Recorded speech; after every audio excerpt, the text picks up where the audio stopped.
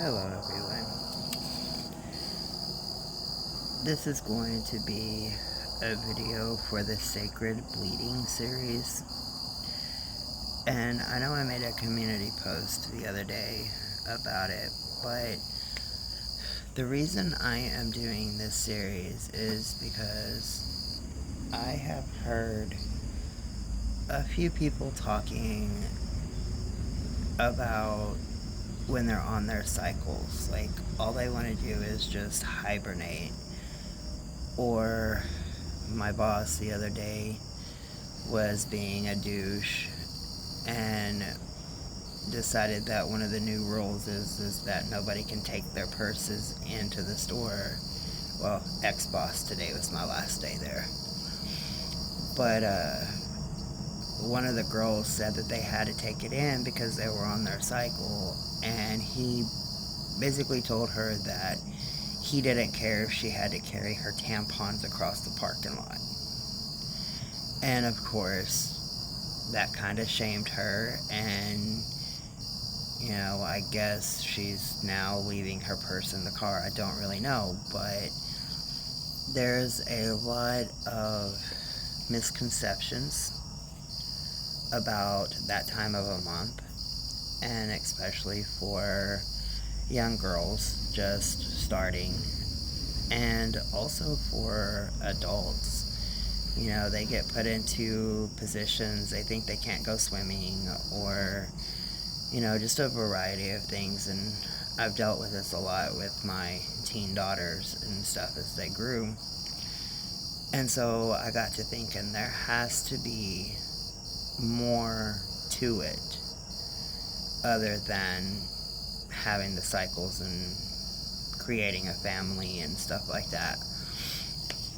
So I started investigating and doing complete deep dives into it, and I have found a lot of information, and most of it is based pagan-wise, old beliefs, ancient systems, ancestors, but I'm also going to be covering things like eating from the tree of knowledge in the Garden of Eden with Eve and Lilith as well.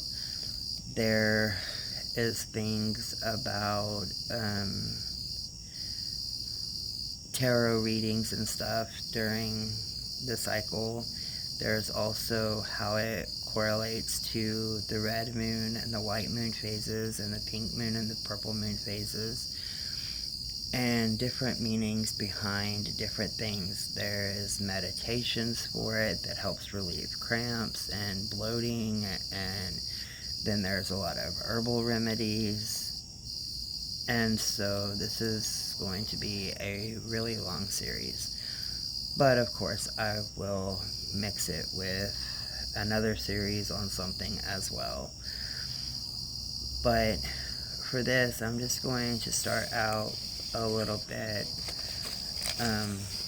with some information, and then branching off of this one in further videos, I will go more into deep dives on different things.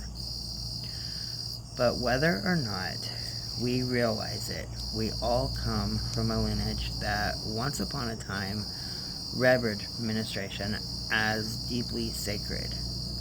Blood mysteries have been hidden into the very fabric of all of our creation stories, of our westernized religions, and into the fairy tales that whisper to us the mysteries of the long forgotten, shamed, and demonized Red River of Consciousness. From the red wine sipped from a chalice that represents the womb by Jesus and his disciples, and in modern times sipped through Holy Communion, to the red apples that grow on the tree of knowledge in the Garden of Eden, nothing but the blood of Christ can truly wash away the sins. I won't go more into that, as it's not my path, and I've heard many versions of what the fruit was versus, apples, figs, etc. But this is a profound medicine of menstrual blood that allows a woman to experience death and rebirth every month with the tides of the moon.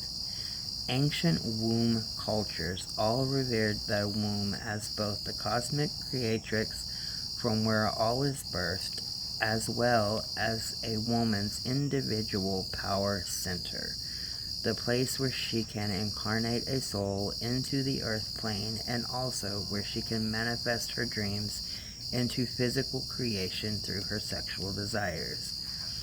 A woman's ability to bleed without dying was considered a magical power, and it was understood that her oracular senses heightened during this dark moon time when the mystical stem cells encoded with the wisdom of creation had peaked in their fullness and were being shed from her body to be offered back to the earth for the well-being of the entire community. While our stories and current religious paradigms have been distorted to suggest menstruation is unclean and a woman is cast out of the temples during this time, originally women went into retreat during their bleeding cycles to allow themselves to channel the highest and deepest visions for collective healing. This was deeply respected and understood. Despite what many have personally experienced and been conditioned to believe, your moon time is not a punishment for your original sin, a curse inherited by products of being a woman, nor designed to be painful and insufferable. In fact, it is not only possible, but the right of every woman to experience menstruation as blissful and profound, deeply healing, and even orgasmic. In Genesis, the story goes that Eve's punishment for eating the apple is to forever suffer through labor pains during childbirth and to bleed every month, when in fact a woman's fertility is the source of her power, her ability to create life from her own body, to gestate a sacred seed in the garden of her womb, and for our ancestors who lived in the times of the womb religions, both birth and menstruation were orgasmic initiations, bringing a woman through the veil between the worlds. Just as our earth, the underworld, feminine mythos, magic, and ancestral rites became barbaric, dirty, sinful, and shameful, so too did our blood, one of the greatest powers to restore and to heal, become a curse filled with taboo.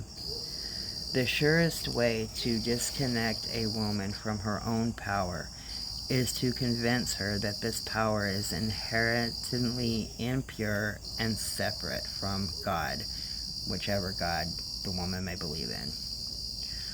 When a woman chooses to reclaim the holy nature of her cycle, she heals not only for herself, but for her ancestors, the collective, and the future generations. There is an ancient Hopi prophecy that goes, when the women give their blood back to the earth, men will come home from war, and earth shall find peace.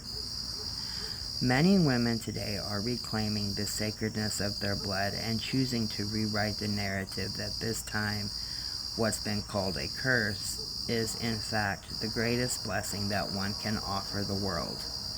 It is said that the physical pain, emotional turbulence, and challenges many women face during their moon time is the womb communicating through her the ancestral pain that has collected in a world that has forgotten their true nature. By remembering it once again, you not only alleviate yourself from repeated suffering every single month, you open the doorway to profound connection with Mother Earth and with the sacred cycles of creation. This is the immense gift, honor, and privilege you've inherited as women at the turning point in humanity.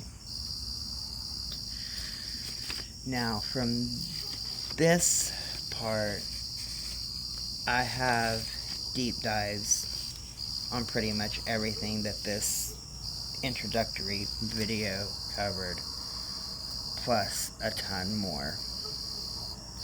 Now, here where I'm living now, the internet is like a really slow, and I think I had like a 18-minute video or something the other day, and it took like almost 5 hours to upload. So I will be uploading the videos as best I can. I may end up having to do the videos and then just go to McDonald's or something and upload them all. So YouTube only allows the 3 notifications per day. If you've noticed that I have uploaded 3 and you get into this topic, you might want to just keep checking back. I will be doing a couple of lives about this. I've talked to a couple of people about joining me on panel for different aspects of this. There will be some lighter talk, and then there will be some deeper, darker talk about it. But I will do those lives separately for those who are not into the darker side of things. That way you don't just, come across it like midway through a light video or something. But have a good night, everybody.